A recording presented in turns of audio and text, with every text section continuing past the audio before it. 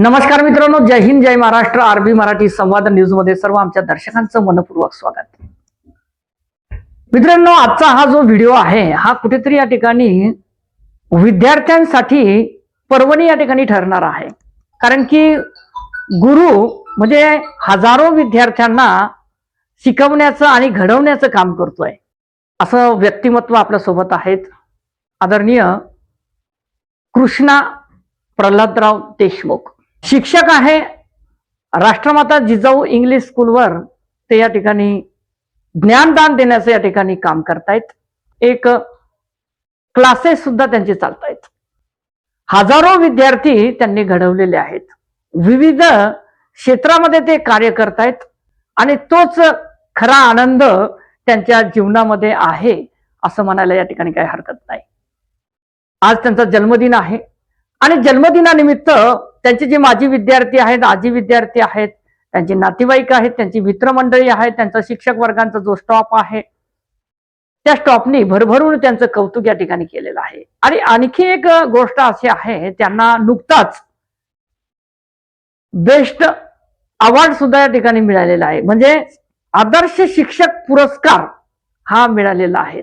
का मिळालेला आहे की कुठेतरी त्यांचं ज्ञानदान देण्याची जी पद्धत आहे ती पद्धत अनोखी आहे आणि त्याच माध्यमातून त्यांना एक बेस्ट अवॉर्ड त्यांना मिळालेला आहे. आणि आज त्यांचा जन्मदिन या ठिकाणी होतोय.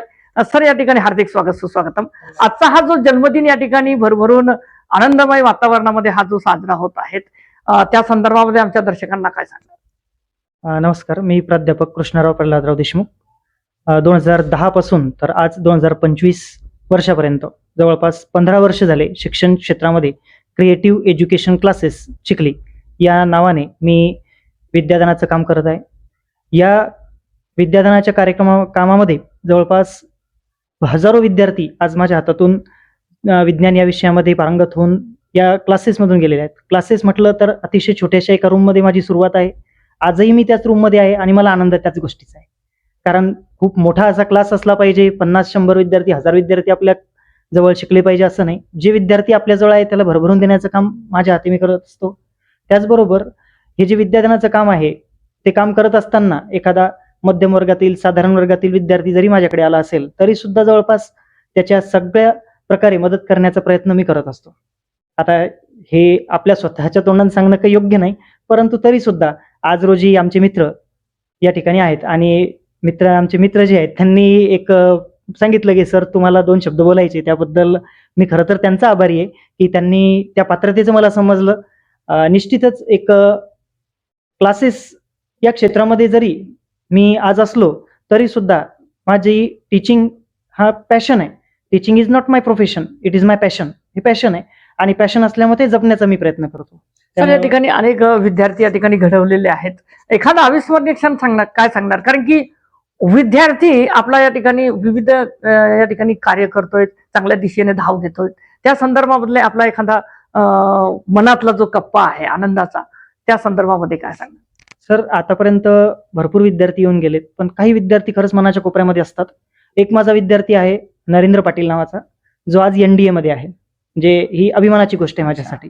त्यानंतर एक प्रज्वल आसाबे नावाचा एक विद्यार्थी आहे, जो सध्या IIT गुवाहाटी या ठिकाणी आहे. म्हणजे IIT या क्षेत्रामध्ये सुद्धा माझ्याकडून ते विद्यार्थी या ठिकाणी पास आउट होऊन गेले. 10वी पर्यंत माझ्यासोबत होते. 10वी नंतर आज रोजी ते कुठेतरी चांगल्या क्षेत्रामध्ये आहे, याचा मला खरंच खूप अभिमान आहे. त्याचबरोबर एक विद्यार्थी, ज्यावेळेस मी स्पर्धा परीक्षेचे क्लास घेत होतो त्यावेळेस एक विद्यार्थी आज ITI इन्स्पेक्टर आहे, इन्कम टॅक्स इन्स्पेक्टर म्हणून तो कार्यरत आहे. खरंच अभिमानास्पद गोष्ट आहे की मेडिकल क्षेत्रामध्ये असो, फार्मसी क्षेत्रामध्ये असो, इंजिनिअरिंग क्षेत्रामध्ये असो, सर्वच क्षेत्रामध्ये आज माझे विद्यार्थी पुढे जात आहेत. याबद्दल मी स्वतःला भाग्यवान समजतो की या ठिकाणी आपण जे शेतकरी कुटुंबातून येत आहेत, आई वडिलांचे स्वप्न आहेत, जो गुरुजनांचा तुमच्यावरचा जो आशीर्वाद आहे तो कुठेतरी या ठिकाणी सार्थक होताना दिसतोय. आणि आपले सुद्धा या ठिकाणी काही विद्यार्थी विविध या ठिकाणी पदावर या ठिकाणी कार्य करतायत. आपल्या परिवाराबद्दल काय सांगणार सर? माझे आजोबा खरं तर मुख्याध्यापक होते. नगरपालिका शाळा क्रमांक 2 या ठिकाणी मुख्याध्यापक म्हणून सेवानिवृत्त झाले. माझे जे वडील आहेत ते शेती करायचे आणि मला 2 अजून भावंड आहेत. दुसरा भाऊ माझा जो श्रीराम नागरी पतसंस्थेमध्ये कार्यरत आहे, त्याचबरोबर सर्वात लहान भाऊ हा औरंगाबादला कंपनीमध्ये कार्यरत आहे. त्यामुळं माझं परिवार आणि माझे आई वडील लवकर वारलेले असल्यामुळं, लवकर त्यांची डेथ झालेली असल्यामुळं जबाबदारी माझ्यावरच होती. परंतु तरी सुद्धा आज रोजी माझे भाऊ माझं ऐकतात, ही माझ्यासाठी खूप अभिमानाची गोष्ट आहे. खरं तर आजच्या काळामध्ये हे दिसत नाही उदाहरण, पण तरी सुद्धा हे एक माझं फॅमिली माझी जपते मला, आणि माझी फॅमिली जपते म्हणून मी विद्यार्थ्यांना काही देऊ शकतो, नाहीतर मी सुद्धा काही देऊ शकलो नसतो. सर, आजचं हे धावपळीचं युग आहे, तंत्रज्ञानाचं युग आहे, आणि तंत्रज्ञानाच्या युगामध्ये झपाट्याने या ठिकाणी वाढ होताना दिसते. आणि आजचा जो विद्यार्थी आहे तो कुठेतरी या ठिकाणी वेगळ्या दिशेने या ठिकाणी धाव घेण्याचा प्रयत्न करतो, कारण आज स्पर्धेचं युग आहे. आणि त्या स्पर्धेच्या युगामध्ये कसं विद्यार्थ्यांनी टिकावं, या संदर्भामध्ये आपण मोजक्या शब्दामध्ये काय संवाद करणार? अतिशय सुंदर प्रश्न आहे. दोनच गोष्टी आहे. विद्यार्थ्यांनी त्यांच्या आईवडिलांचे स्वप्न पूर्ण करण्याकडे लक्ष द्यायला पाहिजे, आणि दुसरं, पालकांनी जास्त दबाव न टाकता विद्यार्थ्याचं मत काय ते जाणून घेऊन त्याच्या मताच्या हिशोबाने जर त्याला पुढे जाऊ दिलं तर त्या आयुष्यात नक्की सक्सेसफुल होईल. म्हणजे त्या 3 इडियट्स पिक्चर मधला राजू आणि फरहान होण्यापेक्षा मला वाटतं रॅन्चो झालेलं चांगलं. त्यामुळं तो जो रॅन्चो आहे तो एक बेस्ट एक्झाम्पल आहे, आणि तसंच तो रॅन्चो घडवण्याचे प्रयत्न मी करण्याचं काम करतो. वास्तविकता आई वडिलांनी विद्यार्थ्याला स्प्रिंग सारखं दाबलं नाही पाहिजे. जास्त दाबलं तर ते उसळून निघून जातील, आपल्या हाताबाहेर जातील. त्यामुळे या तंत्रज्ञानाच्या युगामध्ये मुलांना काय अपेक्षित आहे ते आई वडिलांनी समजून घेतलं पाहिजे, आणि मुलांनी एकच करायला पाहिजे की आपल्या आई वडिलांची आपल्याकडून खूप स्वप्न आहेत, ते आपल्याकडून कसे पूर्ण होतील याबद्दल विद्यार्थ्यांनी एक परिश्रम घेतले पाहिजे. सर, या ठिकाणी जो अवॉर्ड या ठिकाणी मिळालेला आहे त्या संदर्भामध्ये आपण काय भावना व्यक्त करणार? हा अवॉर्ड खरं तर माझा नाही, हा अवॉर्ड माझ्या विद्यार्थ्यांचा आहे, त्याचबरोबर माझ्यावर विश्वास ठेवणाऱ्या सर्व पालकांचा आहे, त्याचबरोबर माझ्यासोबत असणाऱ्या सर्व सहकाऱ्यांचा आहे. वास्तविकता ITO इंडियन टॅलेंट ऑलिम्पियाड नावाची संस्था आहे. त्या संस्थेअंतर्गत मी आणि माझ्या शाळेतील अजून 2 शिक्षक आणि आमच्या मुख्याध्यापिका ह्या नॉमिनेट झाल्या होत्या. त्याचबरोबर आमच्या शाळेतल्या 3 शिक्षकांना बेस्ट टीचर अवॉर्ड आणि आमच्या प्रिन्सिपल मॅडम यांना बेस्ट प्रिन्सिपल अवॉर्ड मिळाला.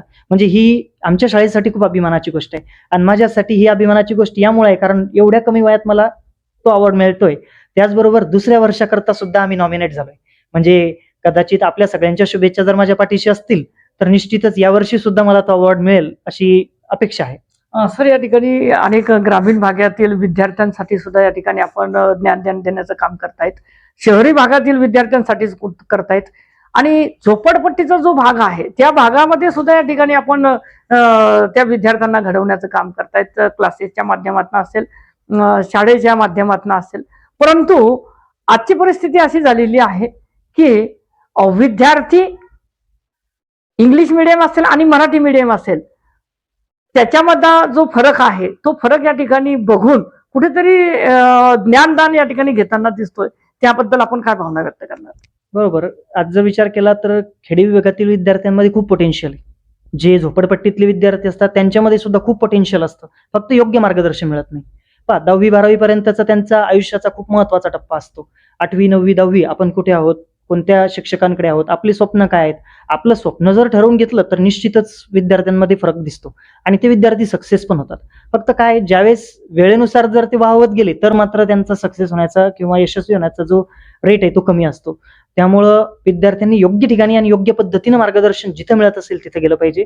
पालकांनी सुद्धा चोखंदळ राहिलं पाहिजे. आपला विद्यार्थी कुठे जातोय, कुठे मार्गदर्शन घेतोय, कोणत्या क्लासेसला जातो, कोणत्या शाळेमध्ये आहे, त्या शाळेतले शिक्षक कसे आहेत, त्या शाळेतल्या शिक्षकांशी त्यांचा संवाद होतो का, या सगळ्या गोष्टीकडे पालकांनी सुद्धा जर लक्ष ठेवलं तर निश्चित विद्यार्थी यशस्वी होतील. सर, या ठिकाणी आपला जो क्रिएटिव्ह क्लासेसचा जो क्लास आहे त्या माध्यमातून अशी आम्ही इत्थंभूत माहिती घेतलेली आहे की तुम्ही विज्ञान हा विषय या ठिकाणी शिकवताय, परंतु त्याच्याच व्यतिरिक्त सुद्धा या ठिकाणी विद्यार्थ्यांच्या जो सामान्य ज्ञान जे आहे ते सामान्य ज्ञान वाढवण्यासाठी जेणेकरून या ठिकाणी स्पर्धा परीक्षेमध्ये कसा तयार या ठिकाणी विद्यार्थ्यांना तो फायदा होईल त्या पद्धतीने या ठिकाणी आपण शिकवताय. त्या संदर्भामध्ये काय मत होतं?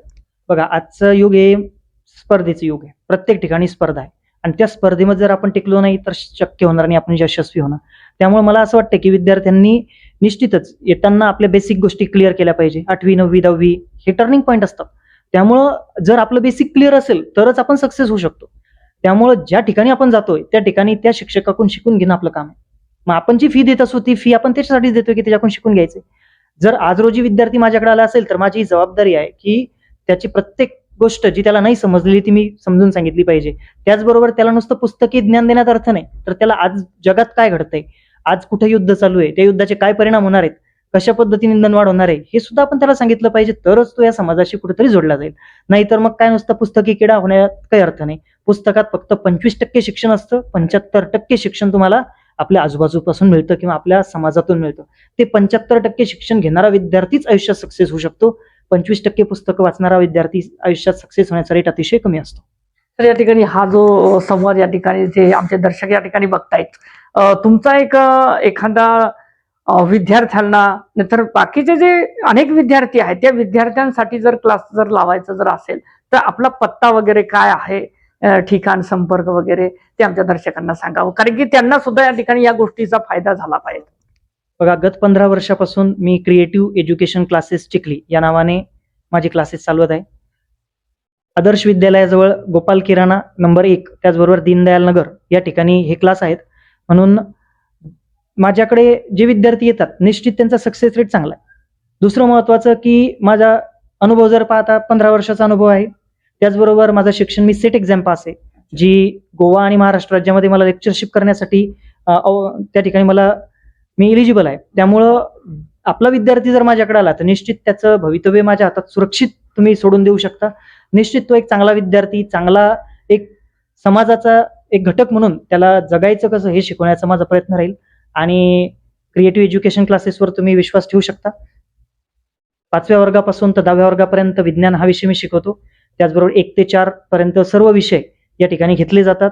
त्यासाठी माझी श्री सखी राज्ञी जयती ज्या पद्धतीने संभाजी महाराजांची ज्या बायको आहे त्यांचा उल्लेख आपण करतो, त्याच पद्धतीनं माझी श्री सखी माझ्यासोबत असते आणि ती 1 ते 4 पर्यंतच्या विद्यार्थ्यांना मार्गदर्शन करते. 5वी पासून तर 10वी पर्यंत मी विज्ञान विषय या क्लासमध्ये घेत असतो.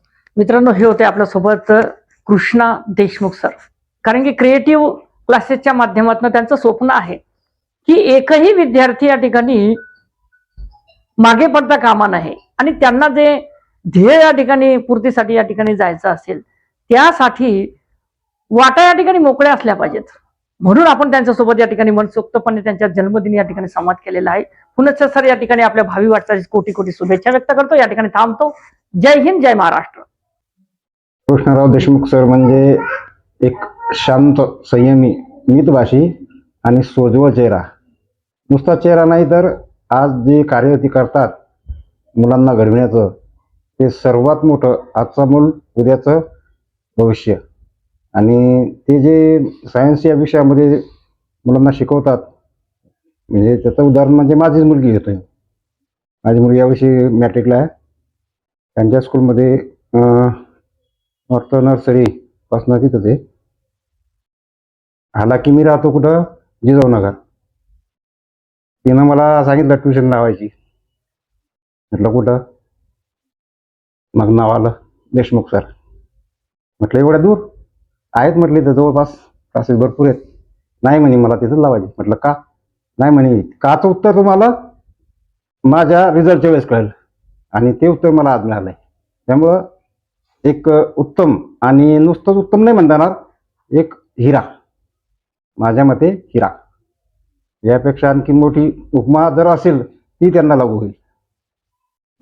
आपण माझी मुलाखत घेतली. आरबी मराठीचे मी मनापासून आभार व्यक्त करतो आणि सरांना वाढदिवसाच्या मनपूर्वक हार्दिक शुभेच्छा देतो. मी माझ्या परिवाराकडून, माझ्या शासकीय पुनर्नियुक्त माजी सैनिक संघटनेकडून आणि माझ्या इरिगेशन डिपार्टमेंटकडून खूप खूप शुभेच्छा.